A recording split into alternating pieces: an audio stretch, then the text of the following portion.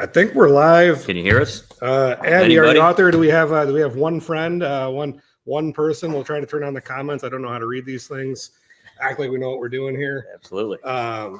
Rumor has it that Adam is currently at the North Pole learning how to become the Easter Bunny for this event that we're doing on April 12th. We might need a couple different Easter bunnies. I don't know. I've heard. I've been hearing some grumblings, Nick, that we may be throwing a rager on April 12th. We got a lot of RSVPs right now. A lot of people coming. So April 12th, 11 to 2 at the Beecher Barn and Vineyard. Got RSVP. Click the link. You can find that on my Facebook. Flyers all over town, but easiest places to find the Facebook. Make sure you RSVP. We got a lot of people coming. It's going to be a great time. So, that's what matters most. Yeah, it's going to be a great time, right? More the merrier, right? The more the merrier. It's spring. Everyone, I think, is just like happy to just get out. The sunshine on your back a little bit. People have been feeling better. Daylight savings time, it's now light till 7:30 p.m. Yep. As someone that is relatively convinced that I suffer through was it SAD, seasonal depression? Oh, I'm not. I have one of those light therapy lamps. I just crave the light. Hard, huh? Oh yeah, man. It just. There's nothing worse, I think, than looking outside at 4 o'clock and it's pitch black. I'm with you. So, yep. Well, I'm with you. We like the good weather. We like sunshine later. Not everybody does, but we like that. Market's heating up. What do you think? That's it. That's a good one. So yeah. I think that, as we're talking about what we want to talk about today, obviously the Easter Bunny event, a huge one, April 12th again.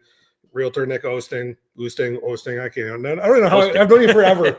Those double O's just always throw me off. Yeah. But find him on Facebook. You find me on Facebook. You find Adam's group on Facebook. You'll see the event, the QR code, the RSVP. Please RSVP. We've obviously blown out expectations at this point. We have. Yep. We want to make sure everyone's going to get an Easter egg.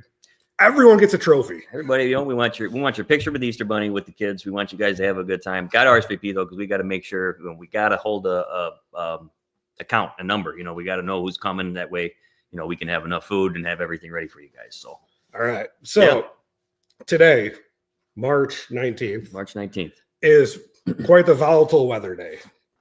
Yeah, they were supposed to get tornadoes this afternoon and snow tonight. Yep. And it's 60-some degrees right now in sunny. Exactly. It's to me, it's man, let's get out and swing the clubs and maybe get some golf. That's oh crap, man, tomorrow's going to be 25 degrees and probably snow and ice on the road. Well, and I think that is probably the best depiction right now or visualization of what the real estate market is feeling like. Is it a buyer's market? Is it a seller's market? Does that even really matter, Nick? It doesn't really matter. Who the heck knows, right? It doesn't matter. I mean, it's your market. That's whatever your needs are. That's the market that you're in right now. Yeah, you don't get to choose. I try to use this analogy a lot. If you are on E, gas prices are gas prices. You have to get gas. That's a good one. Yeah. If you need a home, right? Your landlord selling your house. Your lease is up. We've how many times have you heard my landlord's selling my house or my landlord's increasing my rent by $600 a month? A lot. So if you're looking for a home, it doesn't matter if it's a buyer's market or a seller's market. It's your market. So we just need to have the conversation about budget. And then we've talked about this with you. We've talked about it with our other guests. Adam and I have talked about it. Real estate is a generally efficient market. Generally, yep. When homes are priced right, they sell quickly. Yes, they do. When homes are not priced right, they take price cuts and they sit on the market for a long time. They tend to sit, yep. And the problem is that stuff gets advertised because those price cuts on a poorly priced home come in large numbers. Mm-hmm. So it's oh, look at all of these houses. They had sales price cuts. Well, they're also, a lot of the media is taking that data across a national swath too, right? Yep. So you have all these houses in Florida that can't get homeowners insurance. You have all these houses that were ravaged by fires in California that can't get insurance, or their homes aren't there anymore. So that narrative gets in there that, oh, maybe it is a buyer's market. But I think you would agree to this. We've talked to a lot of other people about this too. a well-priced home is going to sell between 98 and 104% of the list price. 100%. Absolutely. I mean, we on a well-priced home, we still see bidding wars and above asking price on a well-priced home. That's key.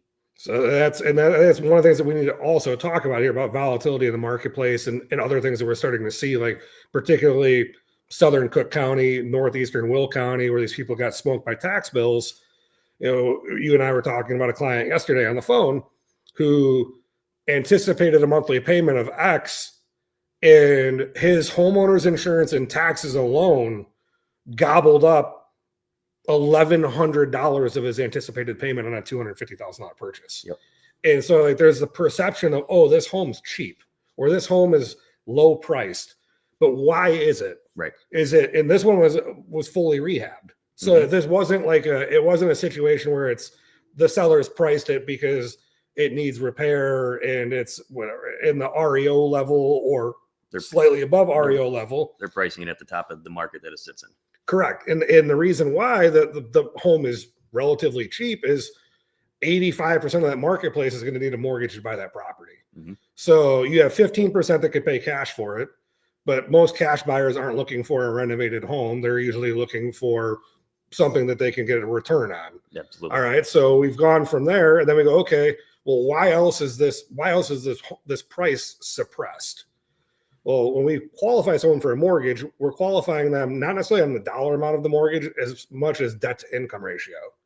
Your housing expense, when you have a $11,000 tax bill or $12,000 tax bill on a $250,000 house, if we say it's $12,000, but this house was $11,500, that's $1,000 a month. Yep. You factor in homeowners insurance on just there. Taxes. Yep.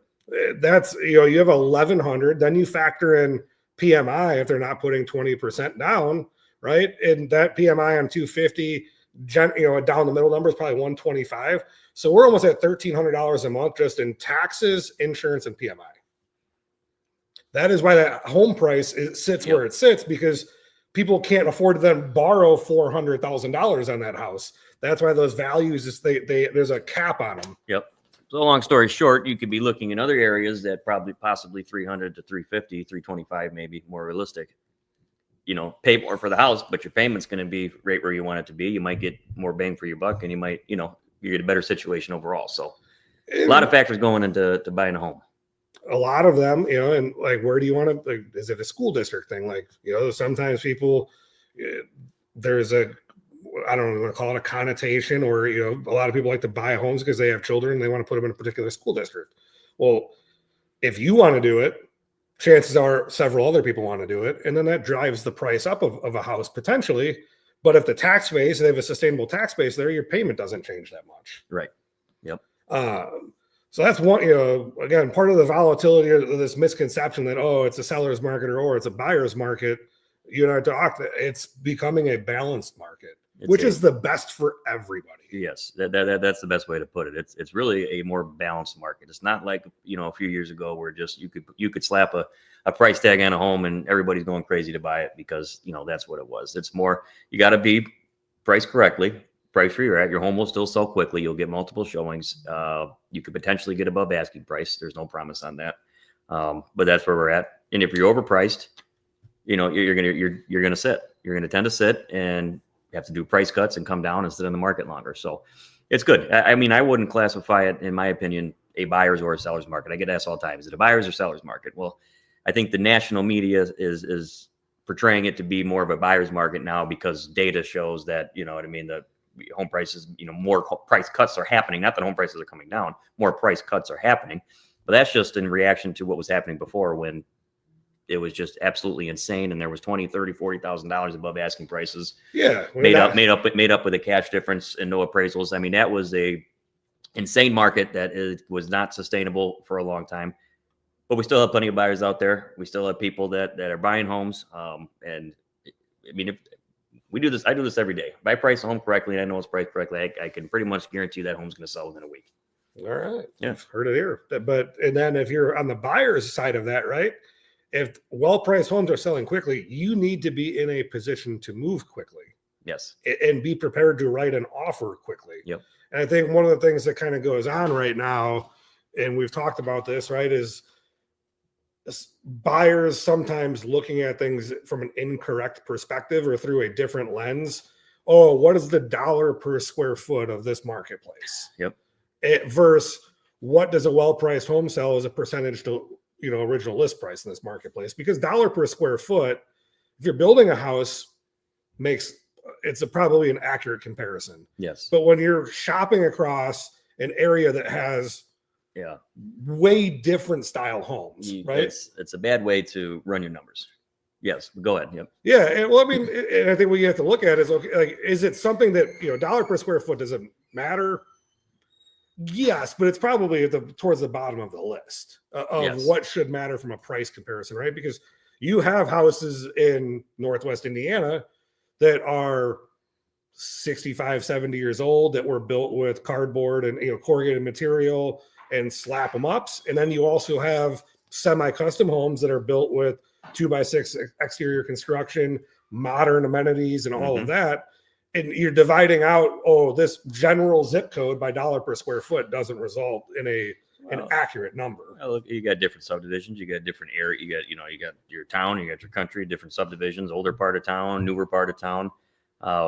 You can go dollar per square foot, sure, in this subdivision that's a little bit more accurate, but okay, you could have a house in a subdivision with 5 beds, 3 baths, and 3 bed, 2 bath. I mean, that's just it doesn't matter. You got to factor in square footage. Your main thing is square footage, beds, bathrooms, kind of go by dollar square foot, but that's your main thing. What's the average price in this area right here selling for? 2,500 square foot home, 4 beds, 3 baths. Yeah, what's it selling most for? Similar to this one. And then you can start factoring in the updates that you got and go from there. But yes. I love it. Yep. Other things that people have been doing, which has been terrific. We've actually worked with a couple of your clients on this right now. Is, hey, I think I want to buy I just renewed my lease, but I want to be able to buy my house next year. What can I do to take steps? Well, can I talk to someone? I would love to talk to you. Nick and I have worked together. We have a great relationship. I think that they trust that we'll give you great advice. We've worked with clients to the point of looking at your income stream over the next 12 months, net income, not just your gross paycheck, and put together strategies on how to pay off a debt that may be gobbling up your debt to income ratio, how to set money aside, how to do these things. And we're happy to do that for you. Because we want you to be able to buy the house that you want to buy in 12 months. If you want, and like I said, you want to go through that work, we're right there with you working. The biggest thing is this, that all there does not cost the consumer anything. It doesn't cost the buyer anything to have a conversation with you and talk to you and set a plan. We get paid at the closing table, at the end when everything's done and everything's satisfied and everybody got the job done. But just talking with one of us doesn't cost anything. You're not wasting our time. We prefer to have a conversation with you. That way, when you're ready to rock and roll, whether it's 6 months, whether it's a year, whether it's next week, we have a game plan. We know what we're working with, and now we can go attack it, and we can help make it a more seamless process. So, I mean, Tony, you do it for us all the time. You're our favorite guy to work with and send buyers to help set that realistic expectation of what it really is compared to what they might see on a Zillow app or a Realtor.com. And I'm not here to bash them. That's just the truth of what it is. You go on Zillow, they're gonna tell you 25% down with an 800 credit score. All this stuff. This is what my estimated payment is. Well, no, that's if you're putting 25% down, if you have an 800 credit score, if you don't have anything, your debt to income ratio, you don't have a car bill, which most people have, hospital, whatever bill that you might have, yes, of course, that is what your payment would be. And that's the other thing real quick on the online places, like also from a real estate agent perspective too, like don't just click on that button. Oh, I can't stand it. Like that, when you click on that button, you are being sold as a lead to anybody. Yes. To anybody. That's keyword, to anybody. They're not just. It could be Nick's listing. It could, and you think that you're going to talk to Nick. We've done a demonstration on this. That doesn't happen. You don't talk to Nick. He's easy to find. The other agents that we have on the show, and they're easy to find. They're easy to get in contact with. And they show their face frequently in the communities that they serve. They need to do a good job. Amen. If you're not doing a good job, he's not putting food on the table for his family because nobody else is going to use him. He's inclined to do a good job. And so don't just trust that, oh, I'm going to click that button, I'm going to get a call from Nick or someone that is perceived to be on Nick's team or someone that's perceived to be on Tony's team from a mortgage perspective. It just doesn't happen like that. We're out here. Tell your friends about us. Tell your family about us. Tell your enemies about us. Yep. You know, we like helping enemies too. The people that put themselves out there, you know, it's a lot, but you know, we're putting ourselves out there, meaning we have a lot to lose. You know what I mean? People are seeing our face, they're seeing this and that. If we're not doing what we're supposed to be doing in the jobs that we're doing them in a timely manner, you know, and really giving it our all and our best, you know, that's going to be out there in public. So we have to do that. We have stuff to lose. If you're just hitting a button on Zillow, I understand why people do it. It's the easy thing, right? You're sitting there scrolling. Maybe you don't think you want to bother me. Please bother me. I don't care if it's 7, 8 o'clock at night. I'm taking the phone call. I mean, this is what I do. This is how we make money. This is how we provide for our family. This is how we put food on the table. We got into this knowing that it's 7 days a week and it is what it is. And if you can't handle that, then, you know, you might want to find something else. And we love what we do. Yeah, absolutely. So I don't mind. I'm on the phone all the time, 7, 8 o'clock at night. Don't hit the button. You're just going to get some random person that pays for subscriptions to Zillow who does not care. I don't pay for a subscription through Zillow so that people call me. Why? Because that's not doing the client the best service. If they're paying $400 a month to get calls, guess what? They got to continue making that payment, $400 each and every month to Zillow. So are they really looking out for you? No, they're worried about making sure they can get paid so they can get that you know, pay that monthly bill to Zillow so they can keep getting people calling them, as opposed to some people like us who go out there organically, meet people, close client events, put our face out there, and try to do it. You know, just give us a call. Happy to help you out whenever. All right. So last question. This is a transaction. It's not actually with one of your clients, but I wanted to use this as an illustration about working with a professional and having the conversation and what you can expect from a clarity standpoint with us. On this coming Friday, we're closing a deal. The gentleman called like February 13th, had a conversation. Hey, my brother and I need to buy this condo for a widowed sister. This is the one we're looking at. Want to get pre-approved, want to go through that process. We each want to be $60,000 into the deal, and we want our payment to be around this. Is that possible, right? Again, before they're even under contract, we worked through everything, had a conversation with them. I want you to know that those people, they're closing on Friday. Brother one, $60,000 into the deal. Brother two, $60,200 into the deal. Monthly payment difference from what I told them to closing date, $1.14. Spot on.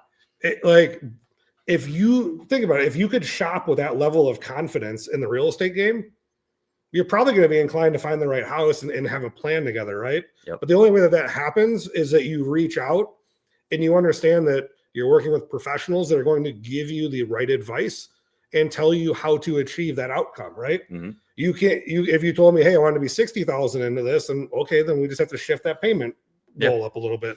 But once you tell me the very specifics, I'll figure out how to get it done. Yeah. And again, shopping with confidence, but that's why you use professionals, right? You can't get that going through an app on Zillow or going through, you know, realtor.com or whatever these are. You're not going to get that level of understanding. Okay, this is Tony, this is what I want to do. This is what I need to do. How can we make this happen? Okay, Tony's a numbers guy. I tell people all the time. They ask me, Tony's a numbers guy. Call Tony. Tony runs a scenario, calls them up, calls me up, say, hey, we got a game plan. The client can then call me up, or I can call the client up, vice versa, and bam, we're ready to rock and roll. By the end of the closing, you're happy because you don't feel like you got screwed over because you're $1.14 off instead of, you know, whatever it could be. Yeah, you know, I've seen people all the time, you know what I mean? And Zillow doesn't go over closing costs, right? Correct. Tony goes over, you know, okay, so you got your down payment, correct, but you also have closing costs as a buyer and seller, but you have closing costs. You know, Zillow's not going to go over that with you. Realtor.com's not. Tony's going to. So, you know, I want to put $60,000 down. Okay, but you got closing costs on top of that. Well, how much is that? Well, that's an additional 10, 15,000, say, depending on purchase price. Yeah, right? yeah. I mean, it's like we've talked. We So got transfer taxes, title. There's all kinds of crazy now things. you're $70,000 to $75,000. Well, now you're eating up maybe some money you wanted to use. You know, so maybe it's better to go $45,000 down, and then pay your closing cost. You know, all kind of different ways to do it. But yeah, when we just talk and like instead of focusing so much on down payment and closing costs, how many dollars do you want into the transaction? there you go. You tell me how much you want of dollars into the transaction, and we'll figure out the price point and we'll figure out the loan program for you. But just like with looking at houses and or getting qualified for the mortgage, we can't help you if you don't ask. You don't reach out. Yeah. How do they get you? And anytime you can call me 630-284-9624. follow our Facebook, Instagram page, Realtor Nick Oosting. We got all our stuff on there, all good stuff. Got some real big news coming, hopefully by the end of the week for everybody that I can't share right now. So keep an eye on that. I'm very excited for this. The national media, big news. All right, I love that. I think I might know what the big news is, and I'm excited for you to break it. Did someone leak it? Did someone leak it out? Someone might have leaked it. I don't know. That or I might have some connections, one or the other. But big news coming on that. Again, if you want to do the Easter Bunny event with us, April 12th, any of our Facebook pages, RSVP. Again, it's going to be a blowout. We got tons of people already there. Venue is going to be awesome. Beautiful. Adam's currently in Easter Bunny training right now, so he knows how to hide the eggs. That's all I got, man. Stay safe tonight. Yeah, beautiful venue, beautiful place. Got good weather. We can utilize the inside and the outside, so it's going to be good. Warm weather now. Did you say we're getting snow later? Is that what they're calling? I believe snow, but it's like 2 a.m. and 7 a.m. tomorrow. That's the Midwest spring for you, and that's the spring market right now for you. You don't know what you're getting. That's it's all over the place, but you got to live in it. So if you got to live in it, let's figure out how to deal with it. Yep. You can dress warm during the day, dress cold at night, and same thing. So we're out. I'm done. Cut the show.